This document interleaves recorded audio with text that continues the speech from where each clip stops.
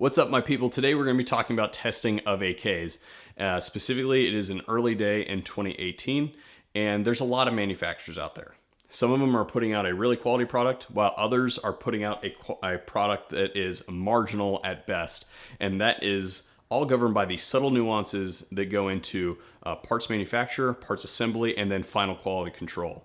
And you can do a lot to clean up that mess with final quality control. However, it's a crap in, crap out scenario, and it's not consistent across the board for every manufacturer all the time either. Sometimes parts come in soft, sometimes parts come in good to go. So the question that's always swirling the bowl is, how is my AK doing? So my individual gun, how is it acting, and how can I tell if I got a snapshot in time that was good?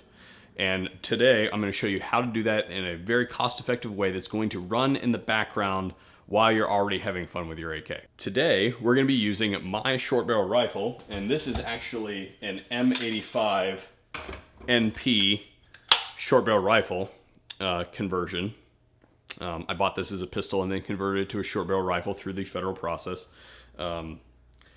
This gun is highly deviated from ACAM specs, so I'm hoping that with today's test we will uncover some issues in this gun that I can show you guys with this test, and you will see hopefully either what an AK shouldn't be doing or what an AK should be doing by the end of this test. But because this is a Yugo build, I'm highly suspicious of this gun to begin with. So to do that, what we're going to be using today is this stuff. This is DyKem. It comes in red as well, but this is blue, and it's a layout fluid. And if you smell it, it smells very suspicious of toluene. So basically, it's kind of like it's a dye that has been suspended in some kind of volatile organic compound that's going to vap off and allow us to coat a surface with a thin layer of layout fluid. All right, we're gonna spend the next couple of minutes inside this gun here. Just so everybody's tracking, receiver, trunnion, bolt carrier. Now we're all on the same page. What are we talking about as far as headspace degradation or opening up of headspace? Well, there are three scenarios that come to mind that could be occurring. The first and most unlikely is that the pin up front here is actually degrading or broken, or some permutation of those two. And that's very bad because the barrel itself could actually be walking out of the trunnion, which would be very bad. But I say unlikely because the majority of manufacturers today had that figured out. If you have the internet, you can pretty much figure out how to do that properly, and that's been a long established method to the madness of how to get that to not be a problem. Now, one thing that you can see on a new AK, for instance, is if you put a no-go gauge in there and it stops on the no-go gauge, it will not take it. But then you shoot a couple hundred rounds through it and it does swallow it, or it takes up more of that no-go gauge. What can be happening is the barrel was improperly indexed relative to the pin, and those things are just kind of working themselves out, and that slosh room is now fixed. And typically from there you won't see any more opening up of your headspace because those tolerances have now been pushed to each other. So some AKs right out the box will not swallow a no-go gauge, but then you'll have to use a field gauge from there on out to monitor headspace to make sure that that it's not going anywhere else. So now that that's out of the way, the next two things that we have to look at are the bolt and the trunnion themselves, and their interaction and how those two can eat each other.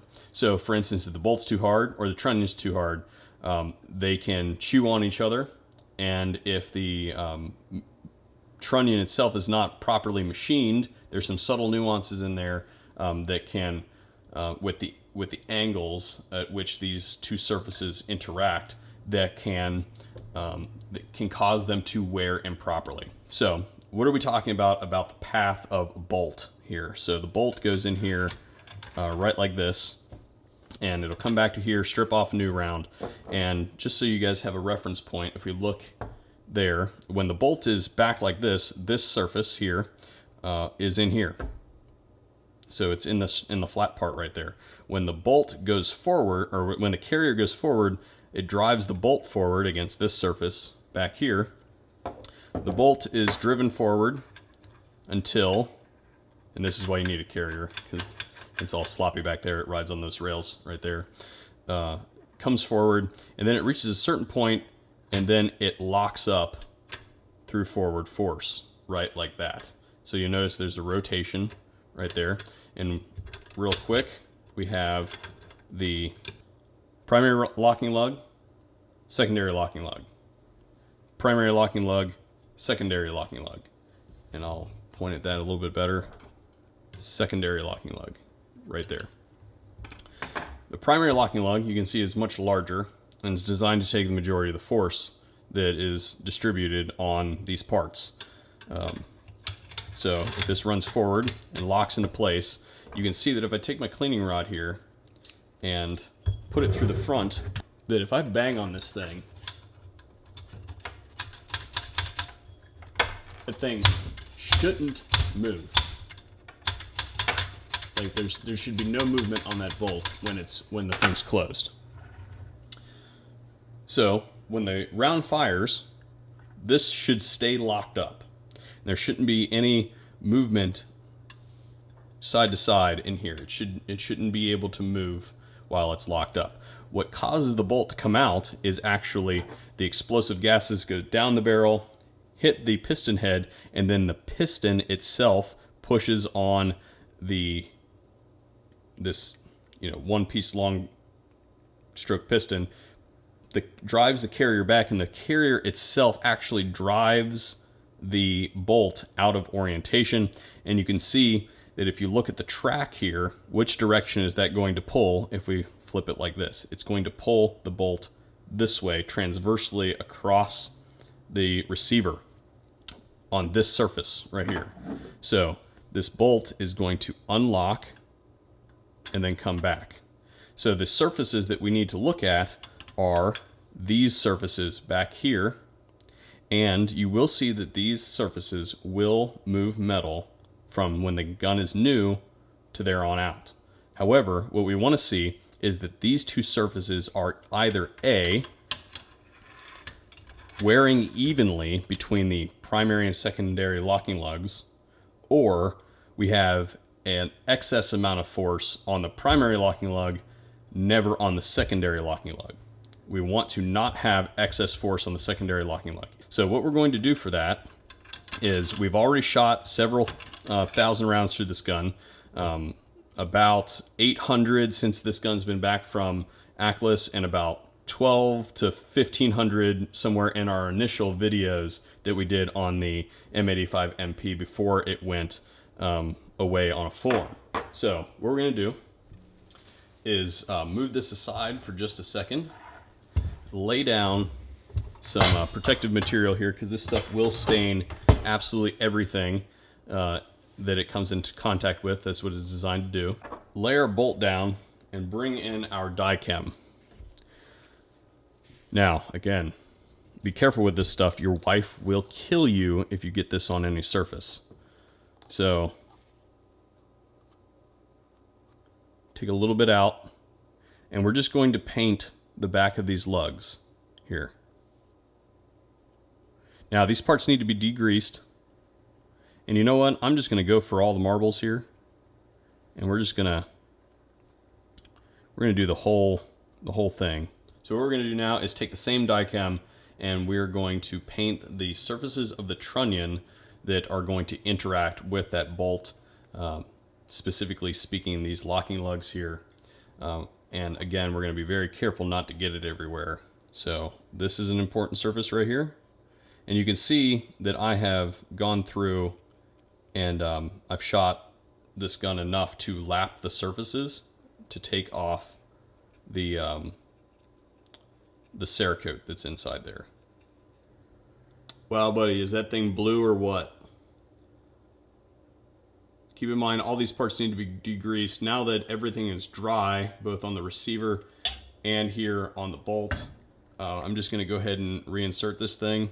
And I'm going to do my best not to touch it or any of the other surfaces, because they want to minimize the amount of sebaceous oil that is going to be in there. So now we're going to run this gun completely dry with no lube on it whatsoever.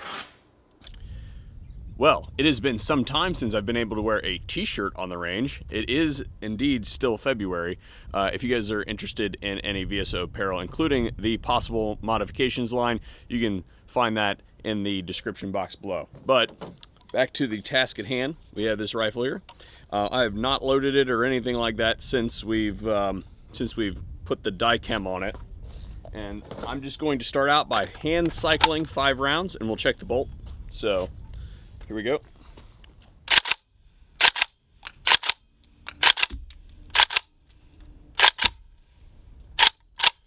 And half of those went in the burn pile. That'll create a mess later. I better clean those up before I leave today. Primary locking lug they're called primary and secondary locking lug, but really they should work in concert.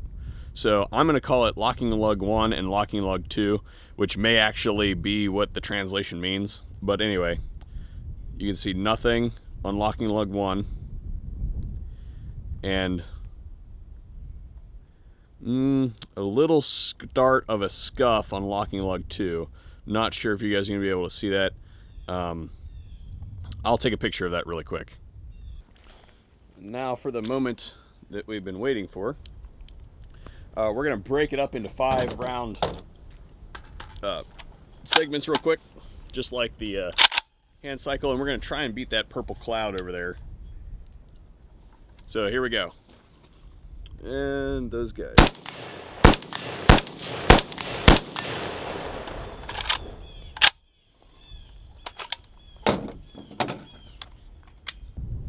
Okay. We now have an abrasion in the primary locking lug.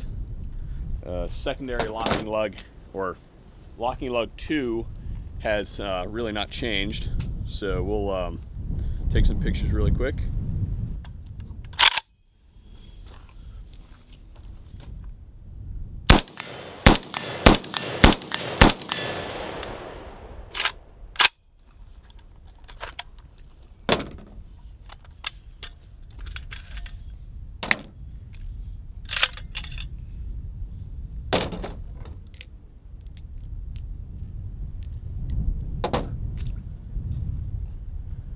Okay, it's getting a little bit better, but this thing is definitely distributing force on the locking lug 2 rather than the primary locking lug.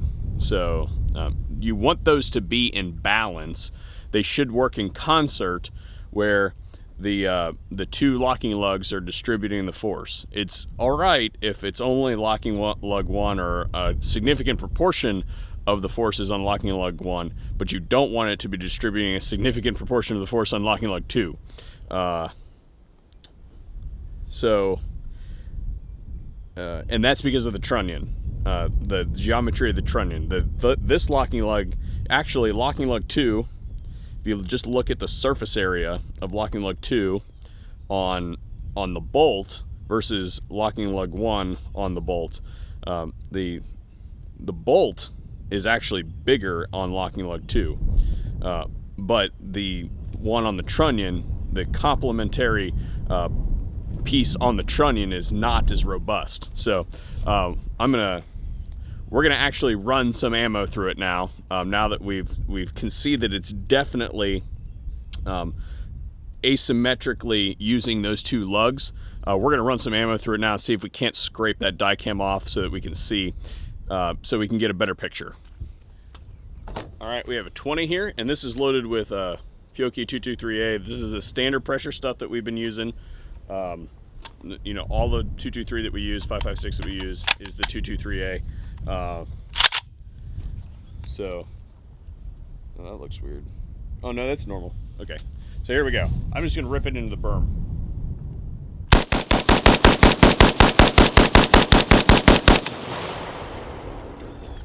So that is a 20, and then we'll just run whatever's left in this guy right here, and we'll actually see if we can hit some.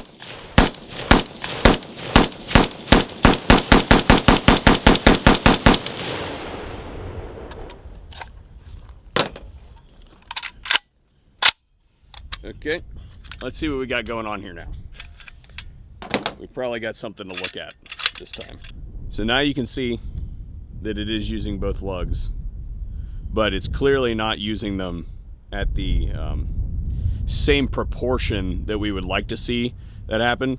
What you would like to see is when you shoot the gun, it starts wearing at the same time on both lugs.